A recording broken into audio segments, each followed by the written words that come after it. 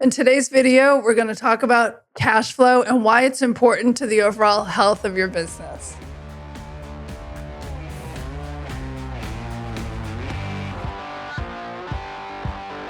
It is fascinating to me how many boutique business owners we've worked with that don't know their numbers or ignore their numbers and therefore don't recognize the connection between the health of their business and what their business makes and spends. 60% of small business owners say they don't feel knowledgeable about accounting or finances. This is why I want to make business finance or business money as easy to understand as possible. Because, my friend, money can be easy. And when money is easier, your business benefits. And you know why? Because small business owners that understand the financial side of their business and pay attention to their numbers and their money are a million times more likely to succeed.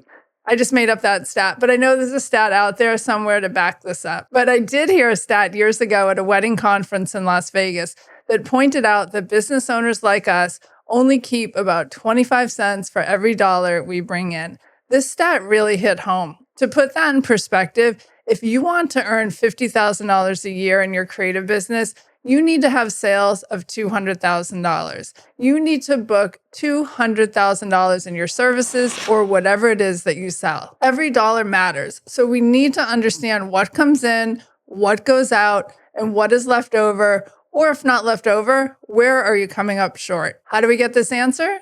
We need to know our cash flow. So what is cash flow? In its simplest form, cash flow is the money that comes into your business and the money that goes out of your business. And why is this term important for you to know? Because cash flow is like a thermometer. It can gauge the health of your business. If you have a bunch left over at the end of the month, that's a big yay. And if you don't have enough money left over and you're negative, then we need to take a much closer look at why. Here's an example with the most basic cash flow equation. Let's say $10,000 came into your business. $7,500 went out of your business. And the money left over, or your net cash flow, equals $2,500. I know some of my clients, when I first started working with them, thought that the money that came in was how much they were actually making. Yes, it is the gross amount that you're making, but what do you truly keep? Or what is left over after you pay all of your bills? This is the more important number. If you're like us, our cash flow fluctuates due to the nature of being a wedding pro, such as seasonal shifts, market conditions, and other reasons why some months or some years are different than others. Now, what makes the cash flow number become super important? Since all months are not equal and we generally don't have consistent income each month, we need to pay close attention to this. After all, something like 40% of small businesses like ours fail because they don't have enough cash flow, meaning they either didn't keep enough on hand to ride out the leaner months, or they didn't pay attention at all to the ebbs and flows of how their business operates. And as I mentioned before, the industry average is something like you're only keeping 25% of what comes in, or roughly 25 cents for every dollar that you make. So let me tell you a little story about Jan, a one-woman show who makes incredible wedding stationery. She works hard, yet feels like there's never enough money for the amount of effort she puts into her business. Every month, she pays her storefront rent, pays her bills for the paper and the supplies and everything else that goes into creating gorgeous invites. But it is always a struggle. She feels like she barely has enough left over, if she has anything left over at the end of the month at all. But she has a hard time giving me specifics. Understanding her finances is where Jan needs to start. First, Jan needs to check her numbers, know exactly what is coming in. If Jan's business is like ours, we have deposits coming in throughout the year with final payments being made closer to the wedding day. So it isn't always an exact science. But if she looks at her numbers week by week, month by month, and understands what is coming in and what is going out, she will start to see a clearer picture emerge.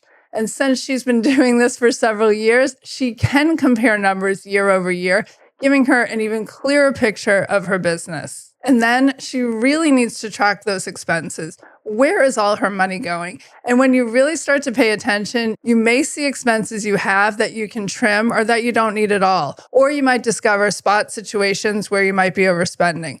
Depending on what your service or product is, you may have a ridiculous amount of inventory or too many subscriptions or other areas where money is just slipping away. Give your money a plan. If you just randomly spend and don't monitor your expenses, you will be surprised at just how fast your money disappears into thin air.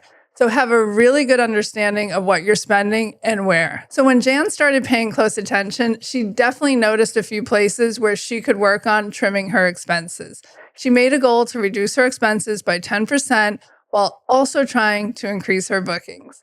This is where understanding your cash flow becomes that superstar for your business, because wrapping your head around what's coming in and what's going out is the surest way to create or maintain a healthy business. Because in every small business like ours, there are highs and lows. The difference between a successful business and one that can't keep going are these numbers, understanding them and knowing what to do with the information. On top of that, for example, if I have a great month and my cash flow is positive by, say, $10,000, I can't just go and blow that money. I need to look at my numbers year over year or season over season and plan and project for months that may have a negative cash flow.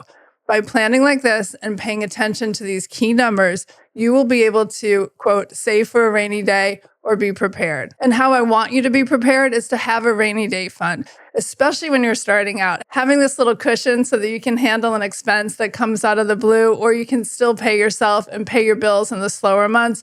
This is critical to long-term success. When you do have a positive cash flow, put that money into that rainy day account. Put a number that you feel comfortable with, 3 months of your average expenses, for example. That way, if business is slow during the later winter months, you don't have to worry, or worse, start having to use credit cards and go into debt. Having this rainy day fund will give you the peace of mind and security that every small business owner needs. A little planning and paying attention goes a long way. Understanding cash flow is a simple math equation, but one that can mean the difference between a business that just gets by or one that is profitable. I will have a more involved explanation of this using real bookkeeping software in another episode coming up. But I wanted this shorty episode today to just start getting you familiar with the idea of knowing your numbers and why they are so important to the health of your business. This is especially important as we head into the end of the year. We will be creating projections for next year, and having the knowledge of this past year is super important to helping create those big, audacious goals we want for 2025. Thank you. I'll see you next week.